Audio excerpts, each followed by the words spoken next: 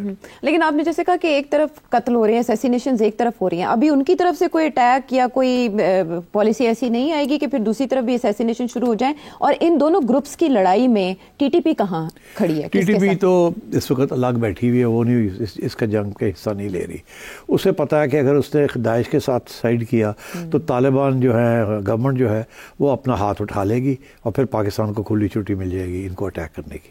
اس لیے وہ اور یہی وجہ ہے کہ طالبان ٹی ٹی پی کو کچھ نہیں کرتے. ان کو ڈر ہے کہ ادھر نہ مل جائیں، اور وہ ایک تھریٹ ہے. وہ ملے نہیں ہیں مگر تھریٹ ہے. مگر یہ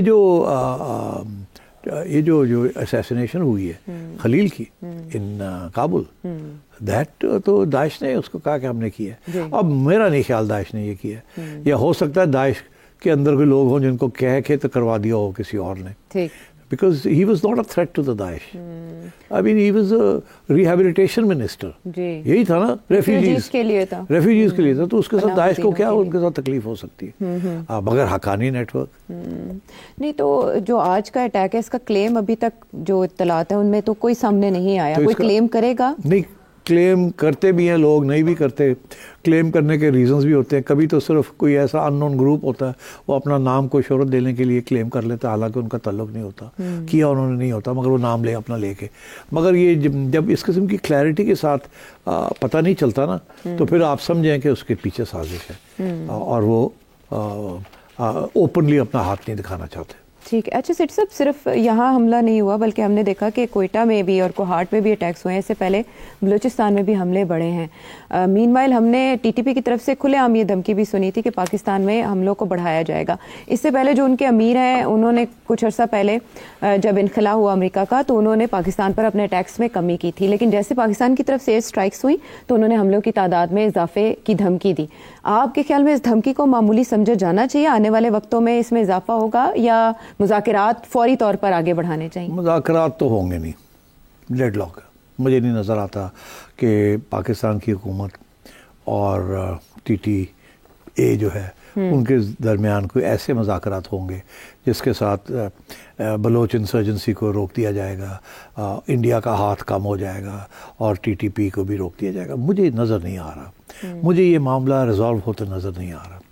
چائنا بھی ابھی کوئی رول ادا نہیں کر رہا. پاکستان کے سارے روٹس بند پڑے ہیں اور ایک دوسرے کو ٹرسٹ نہیں کر رہے. اور یہ جو اسیسینیشن شروع ہو گئی ہیں اس کے ساتھ اور بھی ڈسٹرسٹ بڑھ جائے گا، اعتماد اور بھی کھوئیں گے. اور مجھے ایسے لگتا ہے کہ یہ کچھ عرصے تک یہ اس قسم کی بومبنگ کیمپین چلے گی اور اسیسینیشنز بھی ہوں گے، ٹارگیٹڈ اسیسینیشنز ہوں گے. مجھے کوئی ابھی سلوشن نظر نہیں آ رہی. اور اس سے افغانستان میں خانہ جنگی ہو سکتی ہے؟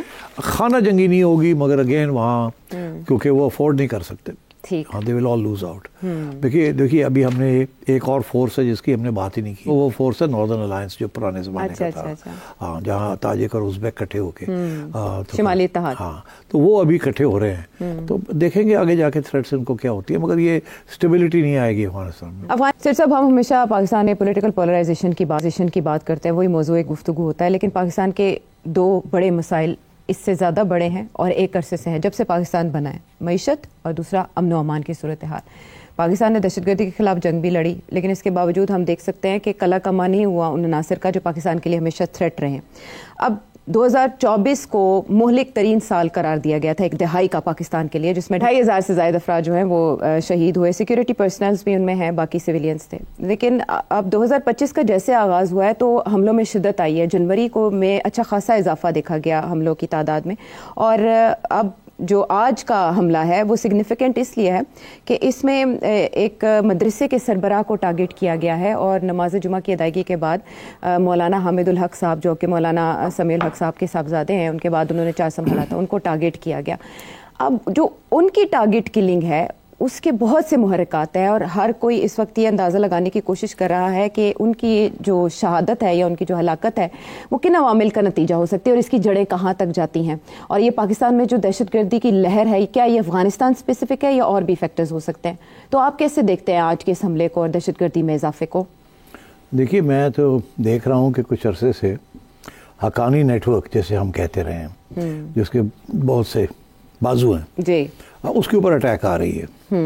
اب اس سے قبل کابل کے اندر ان کے جو ریلیجس افیئرز منسٹر تھے طالبان کے، خلیل، حقانی صاحب، ان کو اسیسنیٹ کیا گیا، ٹارگٹ کلنگ تھی جی، اور کچھ عرصے کے لیے تو کسی نے ذمہ داری نہیں اٹھائی، مگر پھر اسلامک اسٹیٹ خراسان، IS، داعش، انہوں نے کہا کہ ہم نے اس کو ایلیمینیٹ کیا. اب کیوں کیا اس کو بتایا نہیں جاتا کیوں کیا، اس کی طرف میں آتا ہوں ابھی.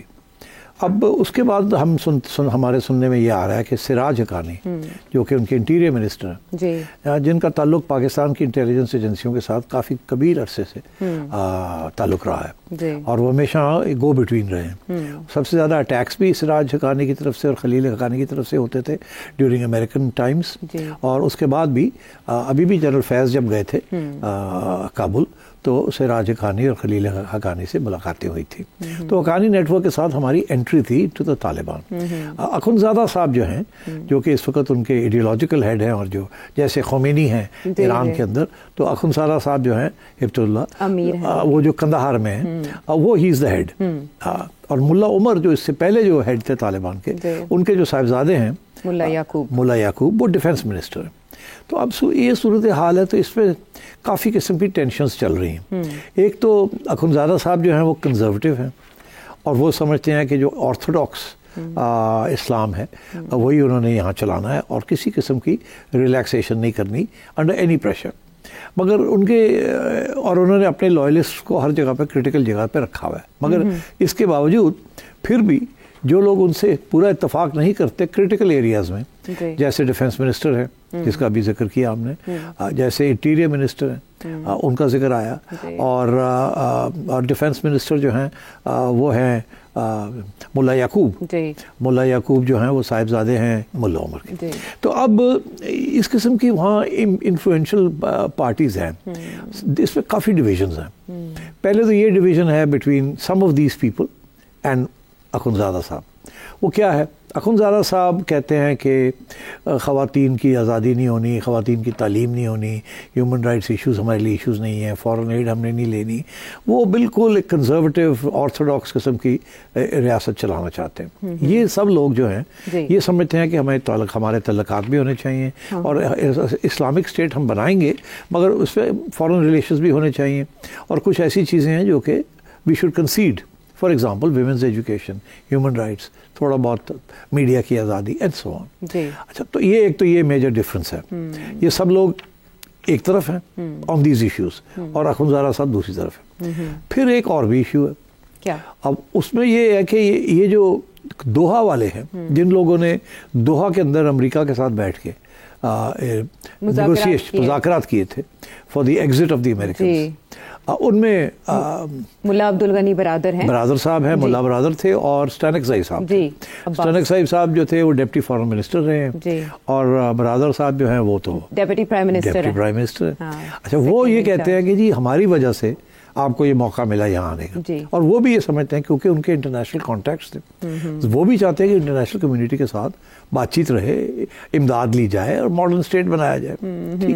کنزرویٹو ہیں مگر وہ ان کا جو ایمفسس ہے وہ سلائٹلی ڈفرینٹ ہے. تو اخندزادہ صاحب ان کو بھی ٹرسٹ نہیں کرتے، اور وہ کہتے ہیں کہ ہمارا بہت بڑا رول تھا. اچھا، یہ ساری چیزیں جو ہے انٹرنلی چل رہی تھی، اور مگر باہر نہیں نکلتی تھی، کوئی اوپن ریوولٹ نہیں تھا کوئی، مگر یہ کلیئر تھا کہ ڈفرینسز آف اوپینین ہے کہ کیسی ریاست بنانی چاہیے.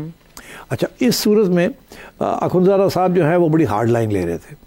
ابھی حال ہی میں اسٹینکزائی صاحب جو ہیں انہوں نے باتیں شروع کر دی کہ خواتین کی تعلیم ہونی چاہیے، ان کے اوپر جو پابندیاں لگائی ہیں سخت قسم کی ہٹانی چاہیے. یہ نہیں کہ ان کو ماڈرن بنا دیا جائے یا کوئی لبرل بنا دیا جائے، مگر صرف اتنا ہی کہ یار یہ اس قسم کی پابندیاں آج کل کے دور میں، اور اوپر سے انٹرنیشنل کمیونٹی جو ہے وہ شور ڈالے ہوئے، اور انٹرنیشنل کمیونٹی امداد دینا چاہ رہی ہے، ڈپلومیٹک ریلیشنز بنانا چاہ رہی ہے. تو یہ سارے وہ لوگ ہیں جن کی انٹرنیشنل تعلقات ہیں. اخندزادہ صاحب کے بالکل نہیں تھے. یہ جو برابر صاحب ہیں، اسٹینکزائی صاحب ہیں، حقانی نیٹ ورک ہے، انہوں نے سب نے internationally they are renowned and they have contacts, اور ان کے تعلقات رہے ہیں، اور وہ چاہتے ہیں کہ اب ان کو ایکسٹینڈ کر کے افغانستان کو تھوڑا سا ماڈرنائز کیا جائے، مگر وداؤٹ لوزنگ آئیڈیالوجی. مگر وہ دوسرے صاحب جو ہیں ان کا جو گروپ ہے وہ کہتے ہیں نو. تو ایک تو یہ ٹینشن چل رہی ہے طالبان کے اندر، اسی لیے کچھ لوگ مارے بھی جا رہے ہیں، اب ٹارگٹ ہو رہے ہیں. اب تو الزام یہی لگ رہا ہے کہ یہ کوئی انٹرنل پاور اسٹرگل ہے جس میں اخندزادہ صاحب کے ہارڈ لائنرز جو ہیں وہ دیکھتے ہیں کہ اخندزادہ صاحب پسند نہیں کرتے کوئی باتیں اور وہ شاید خود ایکشنز لے رہے ہیں ان لوگوں کے خلاف.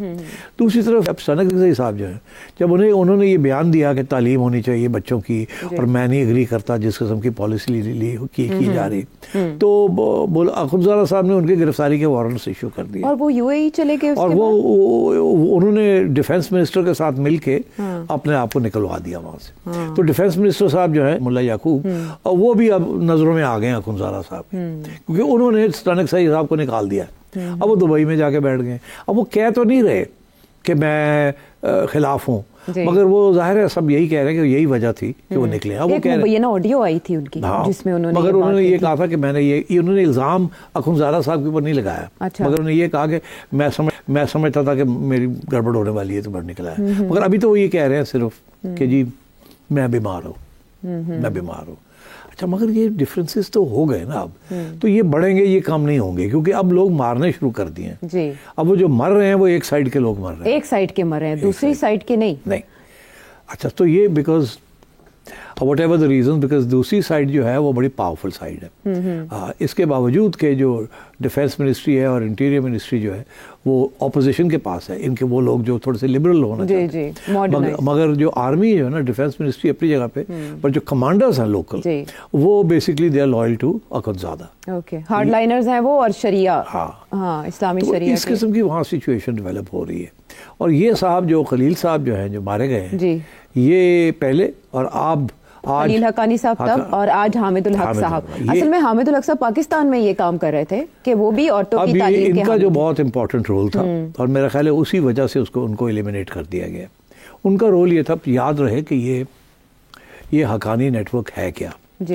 حقانی نیٹ ورک کے جو سب سے جو فاؤنڈر جو تھے حقانی صاحب وہ JUI کے فاؤنڈر تھے. لوگوں کو نہیں پتا کہ JUI کے اندر حقانی نیٹ ورک جو بعد میں حقانی نیٹ ورک بنا ہے اس وقت grandfather of this gentleman who was called Maulana Sami الحق کے والد صاحب عبدالحق حقانی وہ تھے جو کہ فاؤنڈر تھے JUI کے. انہوں نے ہی یہ دارالعلوم جو ہے یہ حقانیہ بنایا. تو اب تو یہ سمیع الحق بھی اسیسنیٹ ہو گئے, ان کے صاحبزادے بھی اسیسنیٹ ہو گئے. سمیع الحق صاحب کا بھی تعلق ہماری انٹیلیجنس ایجنسیوں کے ساتھ بہت لمبا چوڑا تھا اور شاید ایک ایسی سٹیج آئی جیسے لگا کہ یہ اب پرابلم کریٹ کر رہے ہیں یا ایک سائڈ کے لیے یا دوسری سائڈ کے لیے, تو ان کو ایلیمینیٹ کر دیا گیا. ان کو بھی اسی لیے ایلیمینیٹ کیا کہ یہ بھی ایسے لگ رہا تھا کہ یہ بھی ہماری اسٹیبلشمنٹ کے قریب ہے. کیونکہ ان کا جو آگے جو ایک وقت جا رہا ہے ملنے کے لیے ان کے اندر ان کا بھی رول تھا کہ یہ بھی جائیں گے.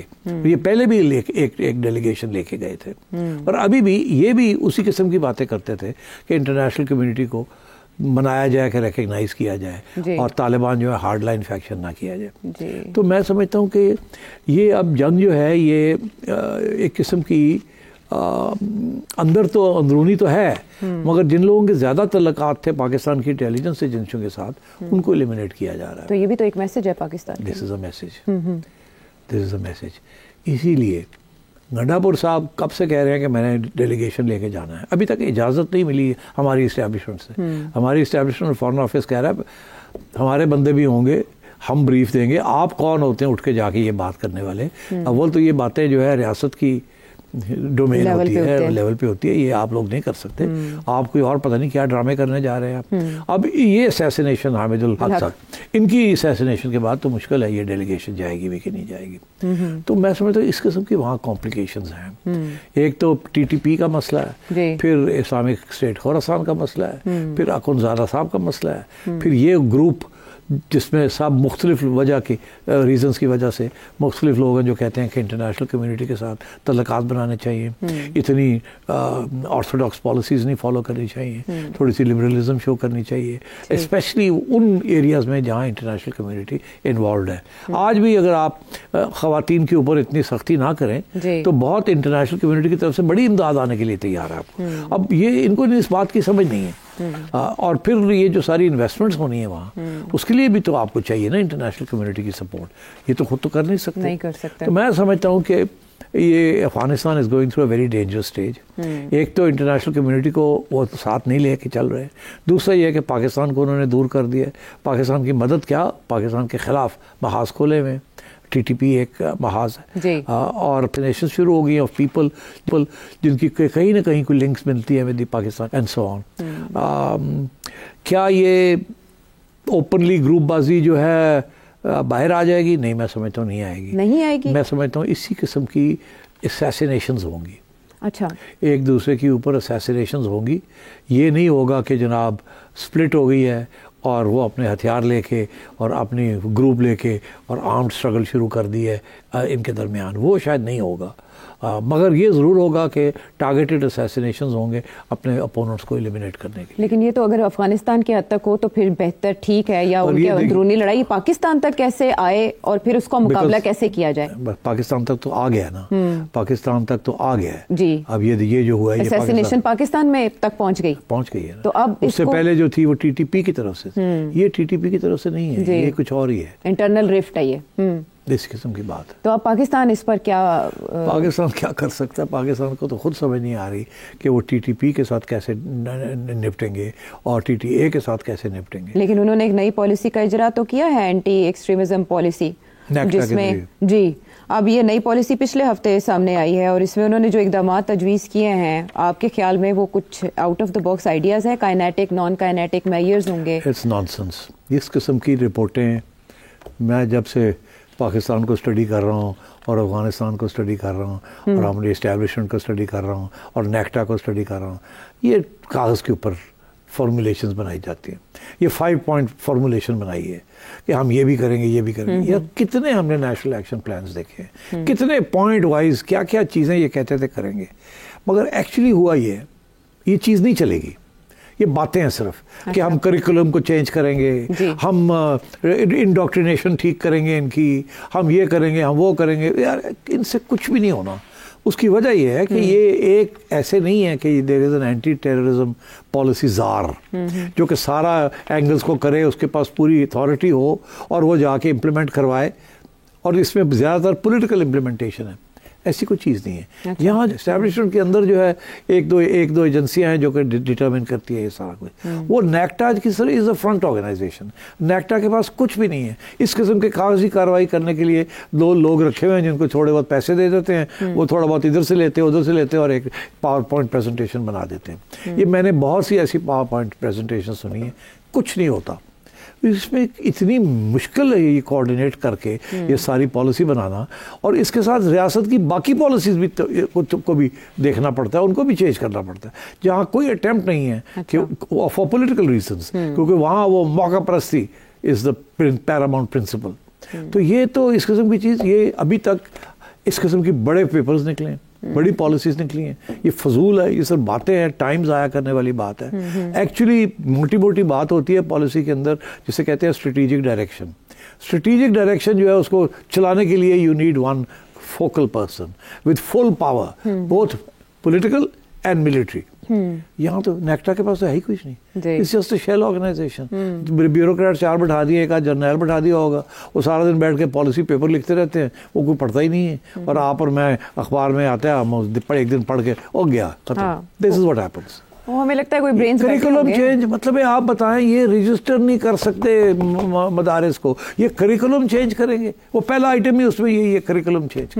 وہ اسکول کریکولم چینجز ہے, لیکن مدرسہ تو لکھا ہی نہیں گیا. نہیں چھوڑو نا, ان کی کیا, ان کے اتنے گٹس نہیں ہے to even make any changes. باتیں بھی نہیں صحیح کر سکتے, لکھ بھی صحیح نہیں سکتے. ری سیٹ یہ کریں گے اور ری ٹیون یہ, ارے یار انفورس کریں گے, ری انٹیگریٹ کریں گے, ری وزٹ کریں گے, ریچ آؤٹ کریں گے. بس یہ ٹپیکل وہ جو ہے نا پاور پوائنٹ پریزنٹیشن, میں اس سے بہتر بنا کے ان کو دے سکتا ہوں فار فری, مگر کیا اس کی دیر از نو امپلیمنٹیشن میکینزم. اس کے پیچھے کیا پاور ہے جو اس کو امپلیمنٹ کرائے گی؟ یہ تو پرائم منسٹر نہیں کرا سکتا. یہ کیا بات کر رہے ہیں؟ ایک نیشنل نیریٹو کو بھی پروموٹ کرنے کی بات کی گئی, تو صرف آپ کا خیال ہے کہ صرف طالبان کے لیے یا ان لوگوں کے لیے نیشنل نیریٹو ہے؟ It's for the entire country. You need a national narrative that takes it away from religious extremism and separates religion from politics. وہ تو کرنے کے لیے تیار نہیں ہے. یہ کیا بات کر رہے ہیں؟ یہ ٹالرنس کا کلچر, ایکسیپٹنس, ٹالرنس کا کلچر اس ملک میں, ٹالرنس کا کلچر اس ملک میں تو انٹالرنس کا کلچر ہے. کون آج تک کسی نے اس کو ٹیکل کیا ہے؟ نو. ہر دفعہ جب بھی کوئی انٹالرنٹ چیز ہوتی ہے تو جنہوں کہنے لمبے پی جاندے نے. کیا کرتے ہیں یہ؟ تو یہ رسپیکٹ کیا جائے گا سوشل پولیٹیکل ریلیجیس ڈفرینسز کو وائلنس کی طرف جائے بغیر, اس چیز کو ممکن کیسے بنایا جا سکتا ہے؟ اس کے لیے باتیں ہیں عائشہ, چھوڑ دو ان کو, چھوڑ دینا چاہیے. تو پھر اب آپ کو کیا لگتا ہے یہ جو رفٹ ادھر افغانستان میں پیدا ہوئی ہے, 1990 جیسے طالبان طاقت تو نہیں ہے طالبان حکومت کے پاس, لیکن یہ رفٹ ان گروپس کو اسٹرانگ نہیں کرے گی جو دہشت گردی یا پرتشدد پالیسیز پر آمادہ ہیں, جیسے داعش ہو گئی یا جیسے TTP ہو گئی, اس سے یہ اسٹرانگ نہیں ہوں گے؟ نہیں, میرا خیال ہے وہ گروپس اتنے طاقتور نہیں ہیں. کچھ لوگ تو یہ کہتے ہیں کہ خود طالبان یہ کہتے ہیں کہ جو داعش ہے اس کو تو ہم نے مور اور لیس ایلیمنیٹ کر دیا, مگر امریکن جو ہے وہ کہتے ہیں نہیں, ابھی بھی کوئی 2500 کے قریب داعش فائٹرز ہیں اور وہ ابھی بھی سینٹرل ایشیا اور ادھر ادھر ان کے ارادے نیک نہیں ہیں. تو وہ تو آلریڈی فوکس کیے ہوئے ہیں اس کے اوپر, مگر اسی لیے بیکاز وہ فوکسڈ ہیں آن داعش, داعش جو ہے وہ انٹرنیشنل ٹیررزم کر سکتی ہے. طالبان, افغان طالبان اور پاکستانی طالبان ابھی انٹرنیشنل ٹیررزم کو وہ سپورٹ نہیں کرتے, مگر یہ جو داعش ہے اٹ سپورٹس اٹ. تو امریکہ کو تھریٹ TTA یا TTP سے نہیں ہے, ان کو داعش سے ہے, رشیا کو بھی داعش سے ہے, سینٹرل ایشیا کو بھی داعش سے ہے. یہ داعش والوں نہیں تو ان کا بیسس ہے تاجکستان کے بھی, اور وہ جو رشیا کے اندر جو اٹیکس ہوئے تھے آپ کو یاد ہوگا, انہوں نے کلیم کیے تھے وہ کہ جی یہ داعش والوں نے وایا تاجکس بیسڈ ان تاجکستان, وہاں تک پہنچا تھا, اور وہ پھر Ukrainian fighters and so on and so forth. تو یہ کافی اس قسم کے نیٹ ورکس ہیں یہ, اینڈ آئی ڈونٹ تھنک ان کی elimination is going to be possible. Taliban چاہیں گے کہ ان کو ایلیمینیٹ کر دیں, but they will also use the assassination tactics. Open warfare ان کے خلاف فوج بنا کے بھیجنا ان کے علاقوں میں, ان کے ساتھ جنگ کرنا, دے ول ناٹ ڈو دیٹ.